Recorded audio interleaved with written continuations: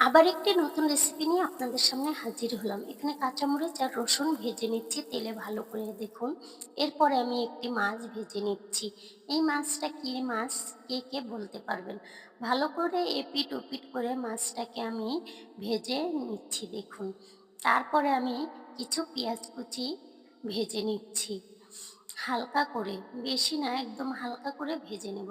ভাজা হয়ে গেলে এখন আমার ঘরে যে একটা মেশিন আছে ওই মেশিনটা দিয়ে এই রসুন আর পেঁয়াজগুলোকে সরি রসুন আর কাঁচামরিচগুলোকে ভালো করে আদা ছেঁচা করে নিয়েছি। এরপরে যে মাছটা ওই মাছটা থেকে আমি মাছের যে মাঝখানের কাঁটাটা আমি ফেলে দিচ্ছি। এই মাছের মাঝখানের কাঁটাটা ফেলে দিলেই হয়ে যায়, আর কাঁটা থাকে না বেশি।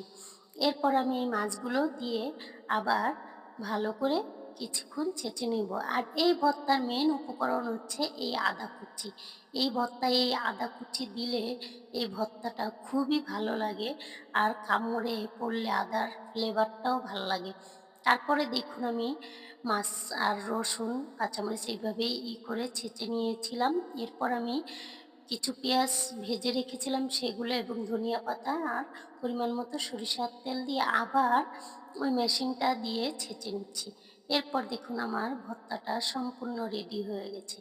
এই রকম একটি ভর্তা হলে ১ প্লেট ভাতের জায়গায় ২ প্লেট ভাত খেতে পারবেন। কেমন হলো জানাবেন। আসসালামু আলাইকুম।